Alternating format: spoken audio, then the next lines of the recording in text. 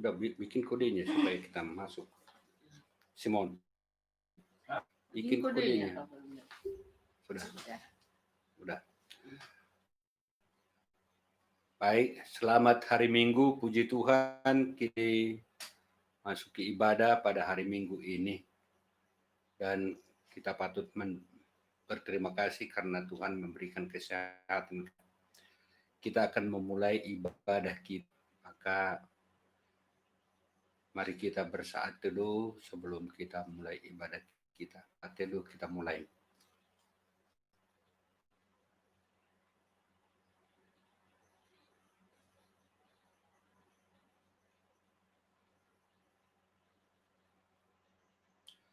Amin.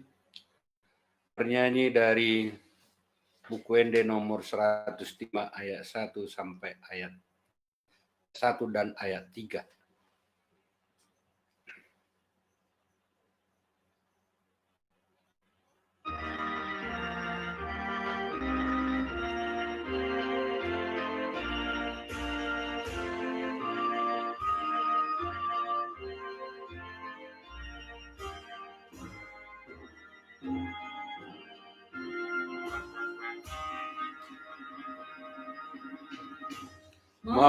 Marpumudo di jolomon marsadaro hamio o Yesus Tuhan nami o Raja natasi langit tapi nanti moimu Sai Roma hotu amin.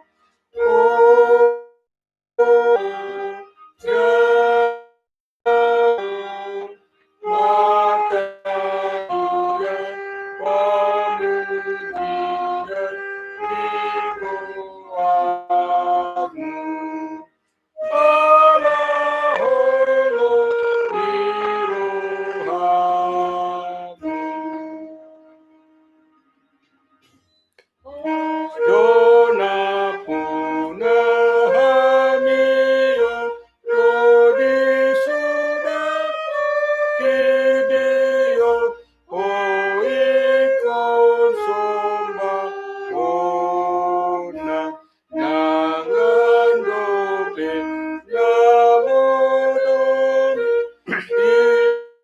inor honi kiana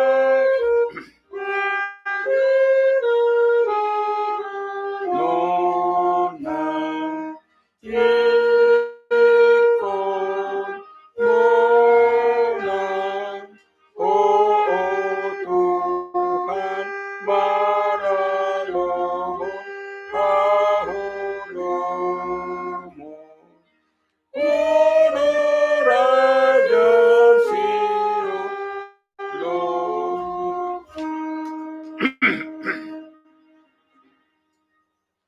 Di dalam nama Allah Bapa dan nama anaknya Tuhan Yesus Kristus dan nama Roh Kudus yang menciptakan langit dan bumi. Amin. Tuhan itu baik. Ia adalah tempat pengungsian pada waktu kesusahan. Ia mengenal orang-orang yang berlindung kepadanya. Haleluya. Haleluya. Haleluya. Marilah kita berdoa. Ya Tuhan Allah, Bapa kami yang di surga, berilah kepada kami hati yang kudus, pikiran yang baik, dan jiwa yang melakukan pekerjaan yang baik. Berilah kami damai, agar kami merasa aman dan tenteram di dalam perlindungan-Mu. Kiranya kami senantiasa berpegang pada firman-Mu dalam menghadapi musuh-musuh kami. Jaga dan kuatkanlah kami di dalam Yesus Kristus Tuhan kami. Amin. Kita bernyanyi dari buku Ende nomor 128 ayat 1.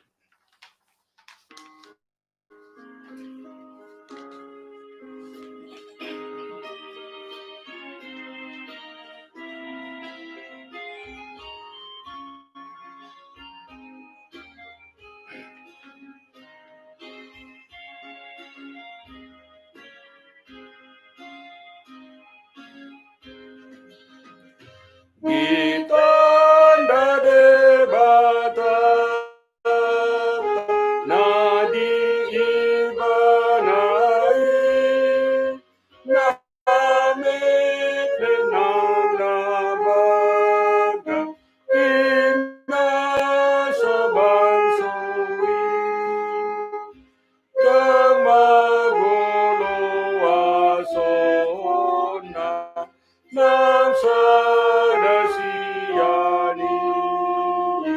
dito gudo sudena tunghaso nangani dito gudo sudena tunghaso nangani.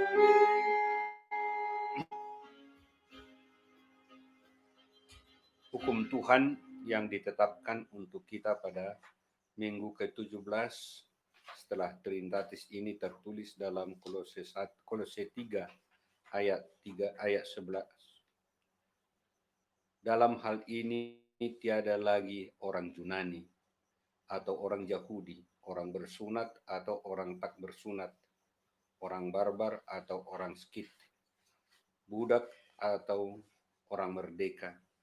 Tetapi Kristus adalah semua dan di dalam segala sesuatu. Marilah kita bersama-sama berdoa memohon kekuatan dari Tuhan kita. Ya Tuhan Allah, kuatkanlah kami untuk melakukan yang sesuai dengan hukum-Mu. Amin. Kita bernyanyi dari UKND nomor 174 ayat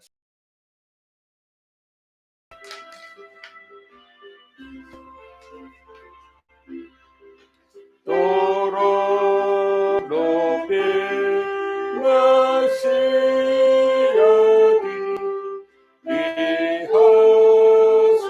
dihasapura vea ike hamu padosai saya loma konsea ai debada banjohamu Tuhan solangan siku Amu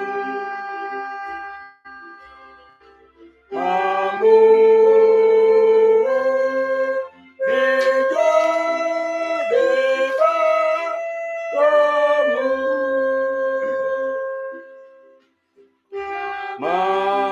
malongan roham oleh umbege pangotana atong sayu nagduabe tani hoto neyonan ay debata uniyo dibahe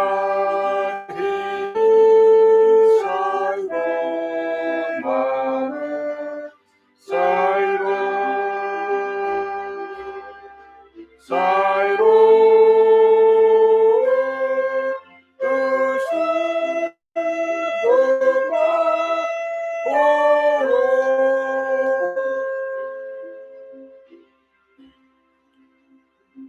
Kita berdoa memohon pengampunan dosa dari Tuhan. Ya Tuhan Allah yang menciptakan kami, Engkau menjadikan kami setara di hadapan laki-laki dan perempuan, orang kaya dan orang miskin, orang pintar dan orang kurang pintar, orang berdosa dan anak-anak. Semuanya Engkau pelihara supaya hidup dari tangan pengasihan-Mu. Engkau menjadikan kami serupa dan segambar dengan-Mu, supaya kami menunjukkan kasih setia-Mu kepada seluruh dunia ini. Tetapi Tuhan, kami masih sulit menunjukkan sikap untuk saling menerima, saling menolong, dan saling mengasihi, sehingga mengakibatkan orang lain menjadi tersisih karena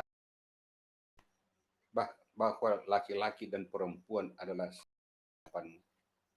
Ya Tuhan, kasihanilah kami. Jadikanlah kami penolong bagi yang berkekurangan, yang tersisih, dan bagi setiap orang yang membutuhkan. Ya Tuhan Allah yang menciptakan kami, kasihanilah kami, jadikanlah kami penolong bagi orang lain. Ya Tuhan Allah yang menciptakan kami pada masa-masa pandemik COVID-19 ini, sudah banyak yang menderita. Kami menderita karena sampai sekarang masih bertambah-tambah orang yang sakit dan yang meninggal. Bahkan bukan hanya itu, penderitaan lain juga bertambah karena perekonomian yang kurang baik. Banyak yang di PHK, pekerjaan juga banyak yang tidak bisa dilaksanakan seperti biasanya di gereja, di pemerintahan, dan juga di tengah-tengah masyarakat. Karena pandemi ini, kami harus membiasakan diri hidup di dalam tatanan hidup yang baru. Kasihanilah kami Tuhan. Engkaulah yang melenyapkan COVID-19 ini dari muka bumi ini. Engkaulah yang menyertai kami menjalankan hidup ini sehingga kami tidak putus asa, tetapi hidup yang keyakinan dan pengharapan yang daripadamu. Ya Tuhan Allah yang menciptakan bumi yang hina dan tercela ini, kami datang mengaku segala dosa dan kesalahan kami. Dilahirkan, kami sudah bergelimang di dalam dosa. Kami tersesat dan menyimpang dari jalan Tuhan. Kami sering melanggar hukum-Mu. Ya Tuhan kami, janganlah mengingat dosa dan pelanggaran kami pada masa muda, tetapi ingatkanlah kami sesuai dengan kasih setia-Mu oleh karena kemurahan-Mu. Ya Tuhan, lapangkanlah hati-Mu terhadap kami orang ini. Amin.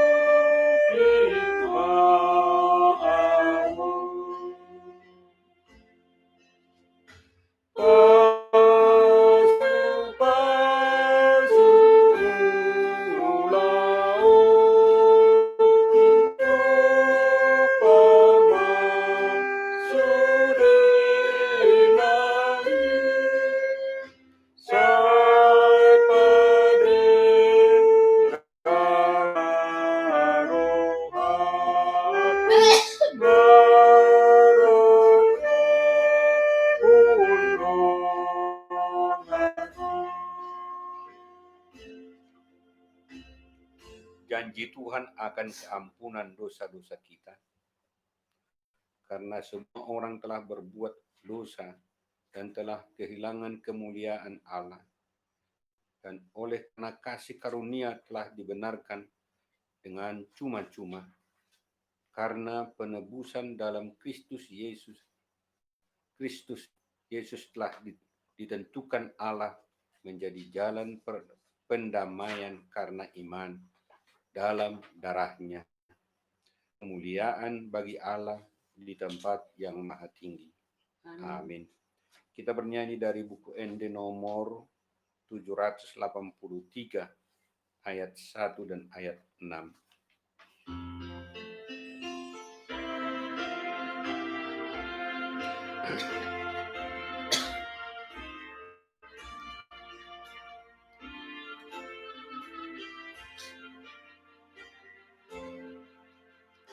Tuhan Sidon pasaluhu, Odona marmuliai,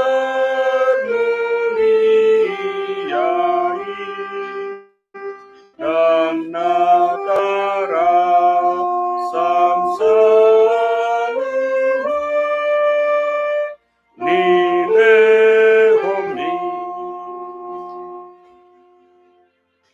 Dan terbalot bumi isesa hudodosai tuburopa kiri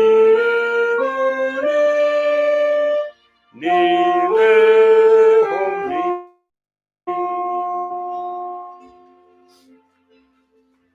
Firman Tuhan yang menjadi epistel ke-17 setelah Trinitas hari ini tertulis dalam kitab 1 Korintus pasal 11 ayat 8 sampai ayat yang ke-12. Sebab laki-laki tidak berasal dari perempuan, tetapi perempuan berasal dari laki-laki. Dan laki-laki tidak diciptakan karena perempuan, tetapi perempuan diciptakan karena laki-laki. Sebab itu perempuan harus memakai tanda wibawa di kepalanya oleh karena para malaikat. Namun demikian, dalam Tuhan tidak ada perempuan tanpa laki-laki, dan tidak ada laki-laki tanpa perempuan. Sebab sama seperti perempuan berasal dari laki-laki, demikian pula laki-laki dilahirkan oleh perempuan, dan segala sesuatu berasal dari Allah. Demikian isi firman Tuhan. Berbahagialah orang yang mendengarkan firman Tuhan serta memeliharanya dalam hatinya. Amin. Kita bernyanyi dari buku ND nomor 467 ayat 1 dan ayat 3.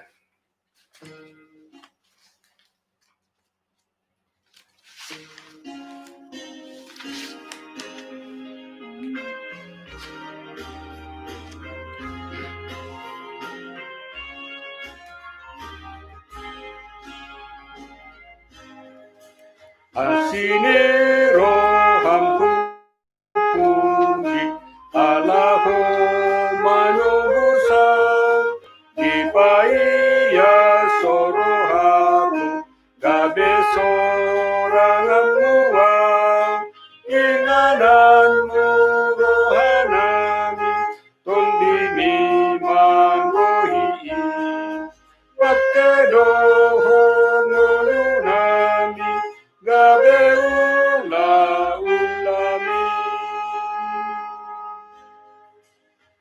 Kuhati dakon hami agogo omni toto paluaho namar dosa ng pagahana ulo kinananmu rohanami tondini mangohi pakedoho ngulunami gabe ulami.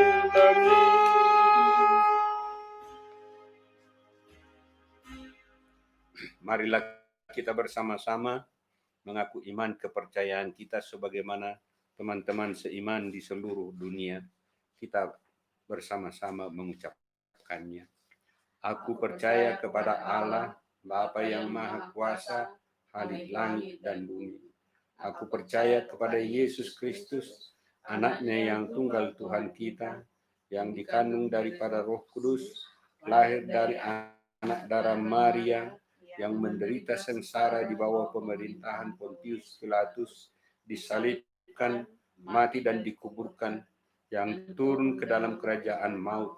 Pada hari yang ketiga, bangkit pula dari antara orang mati, naik ke sorga, duduk di sebelah kanan Allah, Bapa yang Maha Kuasa.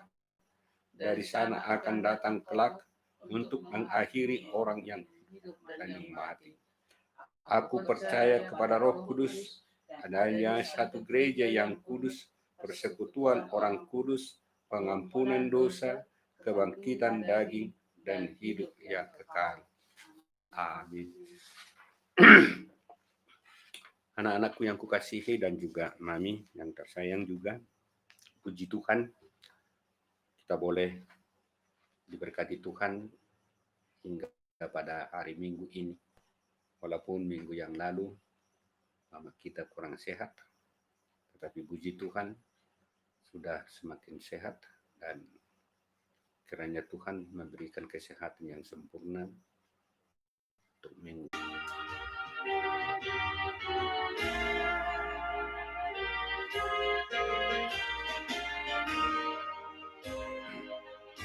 Di padalah Yesus dijoloki, polongi tangani, madorua, nangingolo, tuhodo sombang, tungsonang madalana pula, lumonodo, kakas panuduhmu, diiringi timodela kaki, saharoni ujungi pargalatu, togumaan joro tulambungi, sipatali luhapo seautu, nidilianani opinio, alai lumpur tutatapun Tuhanku, magodo audi moruko,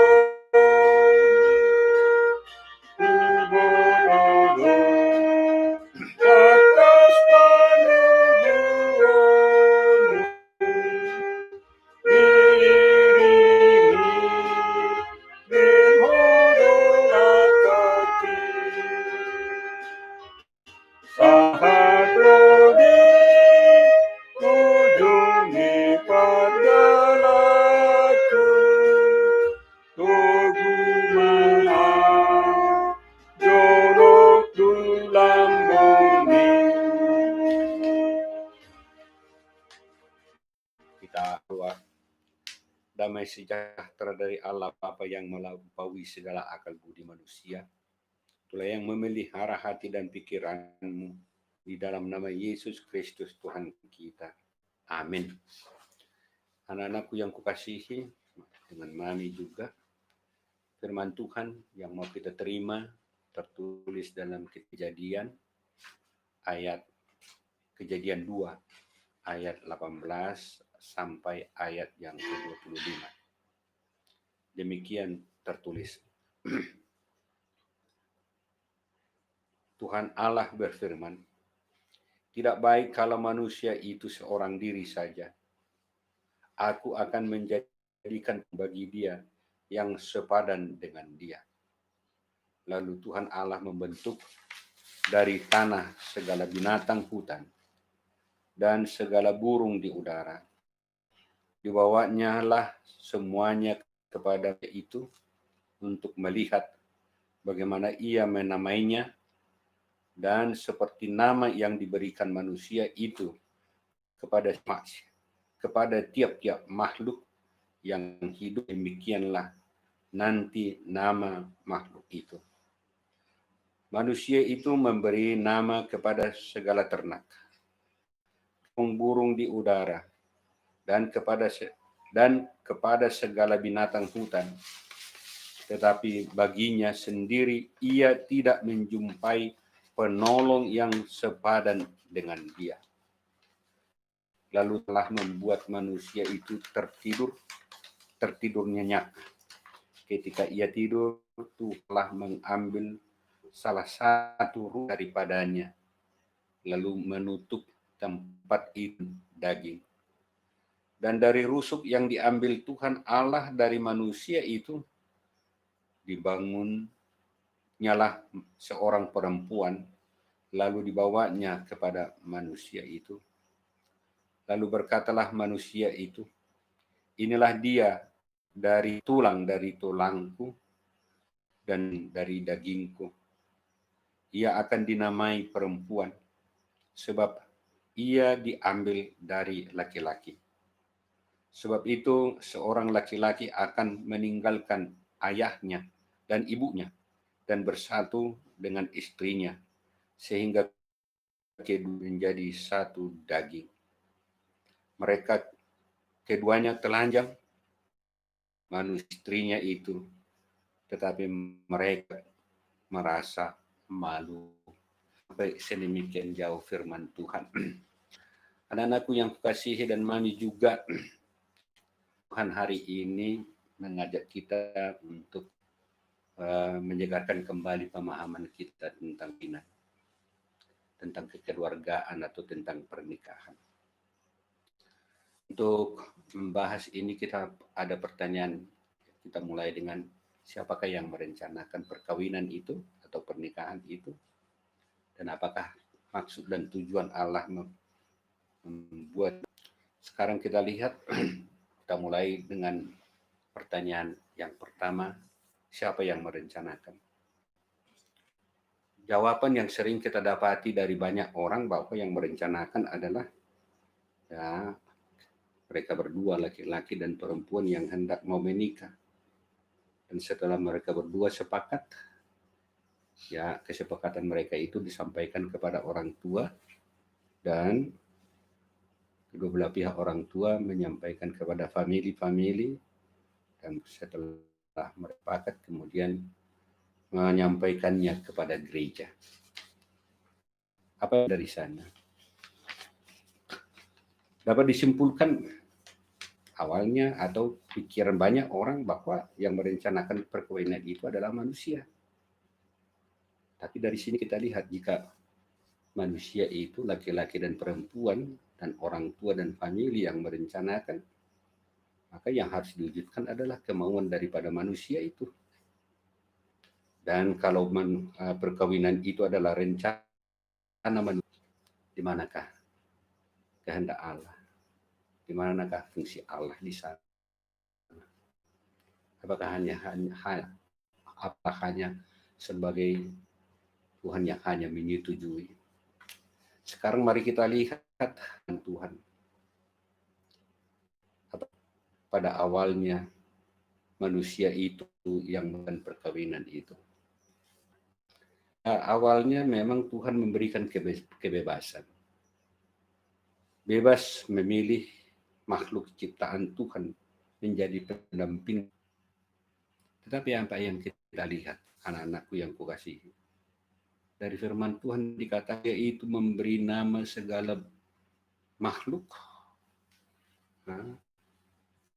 segala binatang, segala ternak, segala burung-burung dan binatang hutan, tetapi baginya tidak ada yang dia jumpai sebagai yang penolong bagi dia.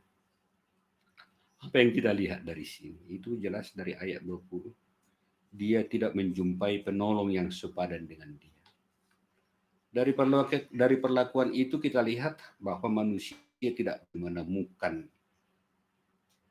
dan membuat penolong yang sepadan dengan dia. Tidak berhasil membentuk kekeluargaan. Kalau begitu, jika manusia tidak berhasil, disinilah hakikat Allah. Pasti Allah yang harus kita katakan yang lebih dahulu. Yang pertama sekali membentuk kekeluargaan itu. Kekeluargaan itu adalah inisiatif Allah. Itu pada awalnya. Prinsip ini harus jelas dan harus kita pegang, terutama anak-anak kami semuanya.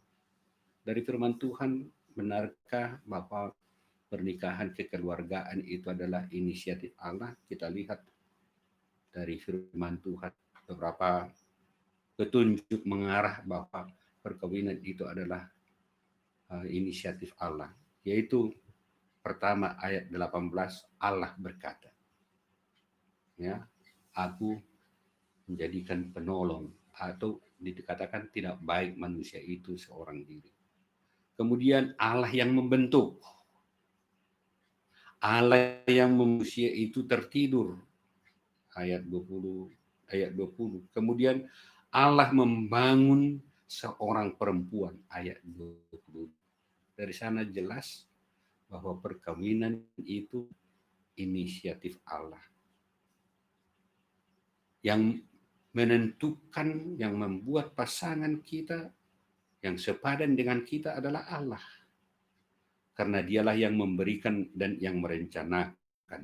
Allah, inisiatif Allah. Ini harus kita pegang. Dan harus saya katakan, inisiatif Allah lah yang memberikan mama kalian ini sama aku. Dialah yang menjadi yang sepadan, penolong yang sepadan. Benar-benar. Jadi dialah yang sepadan dengan, tidak ada yang lain. PKL juga harus mengatakan kepada para ulama yang sepadan dengan aku. Oleh karena itu, jika ada masih berpikir dan berpendapat bahwa manusialah yang merencanakan perkawinan itu namanya bahwa dia adalah melawan firman Tuhan. Yang pertama, inisiatif Allah. Itu harus kita pegang.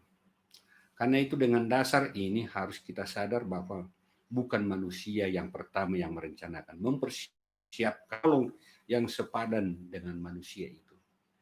Tetapi adalah Allah semata. Penolong yang sepadan itu bukan lagi dari ciptaan yang lain. Bukan lagi makhluk yang lain. Bukan lagi di luar manusia itu. Tetapi adalah dari dalam diri manusia itu sendiri. Jika ditanya saya, apakah sama Amang Pendeta bahwa ini bergultum, ini adalah tulang dari tulangmu? Iya, itulah firman Tuhan. Daging dari dagingku, harus saya katakan itu. Jadi kalau ada orang yang bercerai, ya berarti dia membuang tulangnya, dia membuang dagingnya. Oleh karena itu, jika Tuhan yang melakukan dan merencanakan, ingatkan kita bahwa tidak boleh ada kemauan manusia yang terjadi dalam pernikahan itu. Tetapi harus selalu bertanya dan menerima arahan dari Tuhan supaya terjadi dalam kekeluargaan itu kehendak Allah. Itu. Jadi artinya kalau ditanya siapa yang merencanakan? Bukan. Tetapi adalah Allah sendiri. Itu adalah inisiatif Allah. Apakah maksud daripada Tuhan pernikahan itu? Apakah maksudnya? Apakah tujuannya? Banyak orang memahami bahwa tujuan perkawinan agar manusia itu tidak seorang diri. Supaya dia tidak kesepian. Supaya ada teman penolong yang sepadan dengan dia. Pemahaman ini mereka landaskan dengan kata-kata tidak baik kalau manusia itu seorang diri saja. Tetapi pemahaman ini tidak salah. Memang tidak. Tetapi perkawinan itu bukan hanya menanggulangi masalah kesendirian atau masalah kesepian, hendak melaksanakan beberapa hal yang harus kita lihat dari firman Tuhan. Apa itu?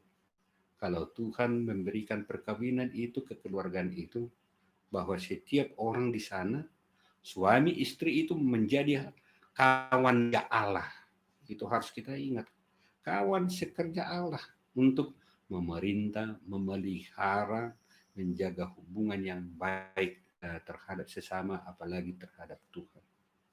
Dalam hal ini suami dan istri harus bersama-sama melaksanakan dengan sungguh-sungguh.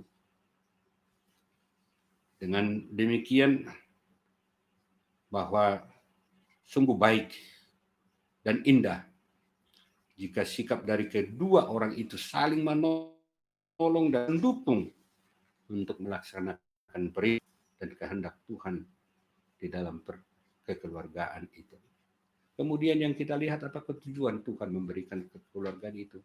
Supaya mereka tetap saling mengasihi. Kenapa harus saling mengasihi? Karena inilah janji mereka yang pertama sekali. Ya harus kita ingat sebelum kita menerima pemberkatan atau sebelum menerima di gereja kita, harus ada dulu perjanjian pernikahan. Apa janjinya? Dari kesungguhan hati kami saling mengasihi. Tidak ada paksaan, dipaksakan. Kalau tidak ada itu, kalau orang yang mau menikah itu mengatakan kami tidak mengasihi, pasti pendeta harus membantu. Itulah janji yang pertama, saling mengasihi. Itulah janji. Karena Tuhan yang mempertemukan, maka janji mereka kepada Tuhan adalah, jadi bukan hanya janji antara si laki-laki dengan si perempuan, janji mereka berdua kepada Tuhan bahwa mereka harus saling mengasihi. Kemudian mereka saling menjadi pasangan yang betul-betul merasakan sesuatu yang saling membutuhkan. Suami harus membutuhkan istrinya dan merasakan bahwa dia tidak akan sempurna jika suaminya tidak ada di situ, jika istrinya tidak ada di situ. Karena itu istri harus bahwa dia merasa tidak akan sempurna kalau suaminya tidak ada di sana, di sana tidak ada laki-laki. Kemudian juga suami juga harus mengatakan bahwa kalau tidak ada kamu, bahwa saya tidak akan sempurna. Kemudian saling mengasihi berarti masing-masing memikirkan yang terbaik. Jadi ini berbuat yang terbaik, terus berbuat yang terbaik. Belum tentu apa yang sudah kita lakukan itulah yang terbaik, belum tentu berbuat yang terbaik. Saling mengasihi ini dicoba adalah pada masa-masa kesulitan, masa penderitaan, masa waktu sakit. Terjadi penderitaan, terjadi sakit. Bagaimana perasaan seorang suami? Apakah dia menyesal ini, si sakit-sakitan ini? Kenapa begitu ini? Tetapi dia harus tunjukkan di sana, dia mengasihi itu. Dia harus mau berkorban. Dia harus memberikan dirinya kepadanya. Sikap ini terwujud jika dia mengatakan seperti yang dikatakan oleh laki-laki Adam, inilah dia, tulang dari tulangku, daging dari dagingku. Kemudian istri harus mengatakan, engkaulah sumber dari tulangku, engkaulah sumber dari dagingku. Inilah menunjukkan apa sikap saling mengasihi itu. Bagi anak-anakku yang belum menikah, inilah pegang nanti. Jadi bagi Simon, ya harus ada kau katakan juga, ya kau adalah, kalau kau sama Ika, kaulah yang diberikan Tuhan. Tapi ini harus pergumulan, perenungan yang harus dan setulus hati kepada Tuhan. Kemudian apa selanjutnya? Apa rencana Tuhan? Apa maksud Tuhan memberikan itu? Bahwa Tuhan hendak mempersiapkan generasi mendatang melalui perkawinan itu untuk menerima kehidupan dari Tuhan. Salah satu jalan Tuhan untuk mengadakan generasi berikutnya adalah dari perkawinan, dari pernikahan. Dengan pernikahan lahirlah generasi-generasi yang berikutnya. Tidak mungkin manusia yang baru lahir dari makhluk lain. Ada tidak, bagi orang Batak dikatakan apul tak siap orang yang manusia keluar dari bambu. Kalaupun ada dongeng-dongeng seperti itu, itulah dongeng. Tetapi bagi kita bahwa manusia itu adalah karena adanya perkawinan. Itu dari seorang rahim perempuan lahirlah yang menerima kehidupan. Hanya satu yang tidak yang tidak dilahirkan atau yang lahir bukan karena hasil hubungan laki dan perempuan, yaitu Yesus. Tetapi setiap orang yang diciptakan, setiap orang yang dibuat oleh Tuhan, pasti tidak mungkin seorang wanita mengandung tanpa laki-laki. Karena itu, apa maksud tujuan untuk memberikan perkawinan itu adalah untuk mempersiapkan generasi untuk menerima kehidupan yang Tuhan sudah siapkan, menerima kehidupan yang kekal. Ini harus kita gumuli juga kehidupan kita. Sekarang yang terakhir, apakah yang harus kita laksanakan? Jadi kalau anak-anak kami juga belum menikah, inilah apa yang harus kamu laksanakan nanti sesudah kamu menikah. Ada beberapa dari firman Tuhan. Kita lihat dari ayat 24a. Yaitu saya buat di situ adalah mengutamakan pasangan. Dalam ayat 24a dikatakan seorang laki-laki akan meninggalkan ayah dan ibunya dan bersatu dengan istrinya. Apa maksudnya? Meninggalkan bukan berarti tidak menghormati orang tua. Bukan itu maksudnya. Tetapi suami itu harus mengutamakan pasangannya dibandingkan dengan orang tua. Bahkan dibandingkan dengan anak-anak. Bahkan suami dan istri itu harus lebih mengutamakan istrinya atau suaminya, apalagi dari anak kandungnya. Salah kalau ada orang mengatakan, ya ini memang orang Batak mengatakan anak kokido, hamurau dia. Tapi yang sebenarnya harus mengatakan, memang betul sebagai orang Batak. Tetapi bagi suami istri itu, kekayaan bagiku adalah istriku, kekayaan bagiku adalah suami. Itu jika ada anak, jika ada yang lain, itu adalah penyempurna dalam kekayaan yang Tuhan beri. Kemudian ayat B ini yaitu harus menyatukan kehidupan. Dikatakan dalam ayat 20, suami dan istri itu akan bersatu. Apa artinya? Maksudnya bahwa dalam bahasa aslinya bahwa kata bersatu itu adalah melebur menjadi satu. Ada sebuah essay yang sangat indah mengatakan bahwa suami dan istri menjadi satu daging. Ya, banyak diperbuat orang istilah-istilah yang menjadi satu itu, satu tambah satu sama dengan satu. Itu semuanya adalah mengarahkan bahwa suami dan istri itu adalah menyatu dalam, tidak mungkin diceraikan, tidak mungkin dipisahkan. Ini harus jelas. Ada sesuatu yang haram untuk tidak diucapkan, yaitu kata cerai. Ini jangan bagi anakku yang sudah menikah, jangan keluar dari mulutmu. Jangan keluar kita istilah cerai. Sesuatu yang harus pantang. Jangan sampai tertanam itu dalam kehidupan kita. Ketika engkau diberkati, engkau sudah disatukan oleh Tuhan. Karena itu, jangan sebut kata cerai dalam kehidupanmu. Karena inilah apa yang dikatakan oleh Tuhan Yesus kan. Apa yang sudah dipersatukan oleh Tuhan tidak boleh diceraikan oleh manusia. Suami istri harus memiliki satu iman, satu pandangan, dan satu visi.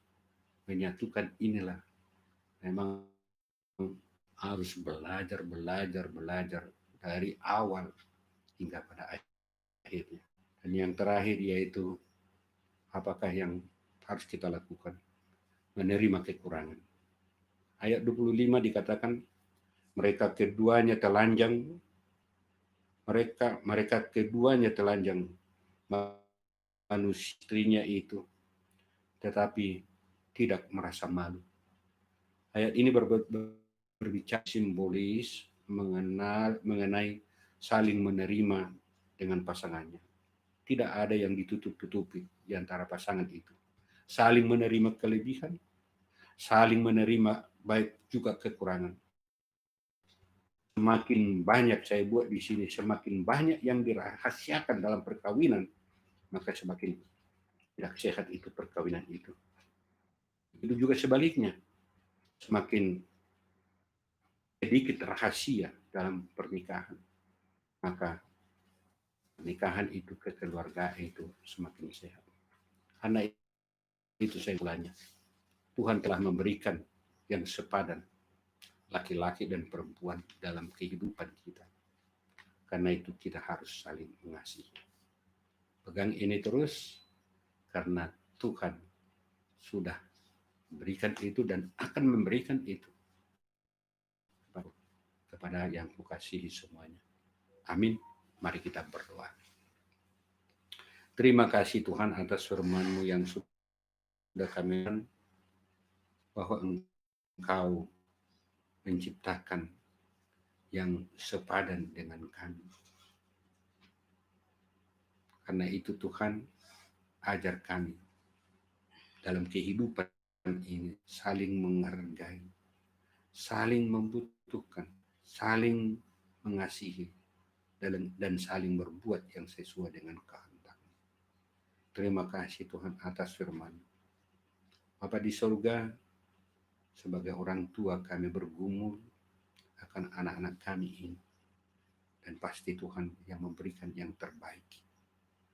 Pasti Tuhan memberi yang menjadi kesukaan yang sesuai dengan kehendak-Mu bagi mereka. Cepat atau lambat. Inilah yang kami harapkan sebagai orang tua. Tapi kami ini Tuhan, supaya selalu merendahkan diri di hadapan-Mu. Dan selalu kehidupannya hanya kepada Tuhan. Dan mereka mau menuruti apa kehendak Tuhan. Jangan mereka bersandar kepada pikiran dan kekuatan mereka. Di sebagaimana firman Tuhan, Engkau akan memberi baik. Padanya Tuhan selalu memikirkan yang terbaik buat kami. Terima kasih Tuhan. Dalam nama Yesus kami berdoa dan mengucap syukur. Amin. Kita bernyanyi dari buku ND nomor 820 ayat 1 dan ayat 2.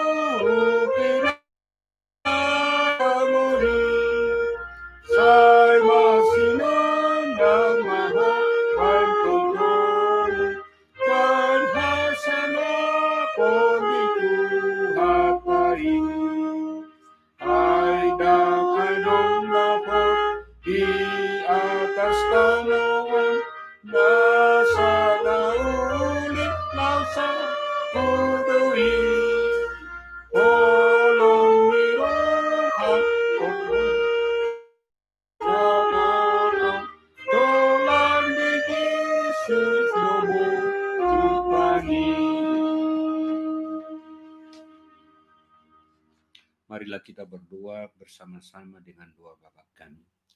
Bapa kami yang dikuduskanlah namamu, kerajaanmu, jadilah kehendak bumi seperti di sorga. Berikanlah kami pada hari makanan kami yang secukupnya, dan ampunilah kami akan kesalahan kami, seperti kami juga telah mengampuni orang yang bersalah kepada kami. Dan janganlah membawa kami ke dalam pencobaan, tetapi lepaskanlah kami daripada yang jahat. Karena Engkau yang punya kerajaan dan kuasa dan kemuliaan sampai selama-lamanya. Tuhan memberkati engkau dan melindungi engkau. Tuhan menyinari engkau dengan wajah-Nya dan memberi engkau kasih karunia.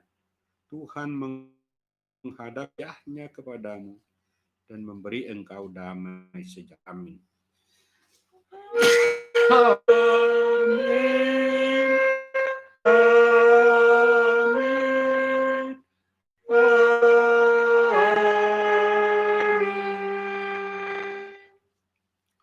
Kita akhiri ibadah kita ini dengan nyanyian khotbah tadi nomor 753, satu ayat saja.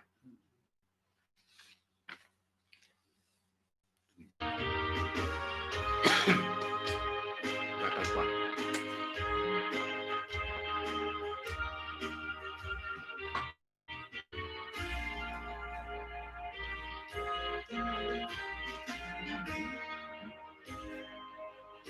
Di perjalanan Yesus dijoloti, tolong kita kami manusia dan digolong kudus tungsona merdala bola ubototo bekas panuruanmu diiringi kudulat kaki rodi pandalaku tugumaan yolong pulang bumi. Iya, mari kita akhiri dan dengan ucapan selamat, maka ya sama-sama kita mengucapkan selamat hari Minggu. Selamat hari Minggu.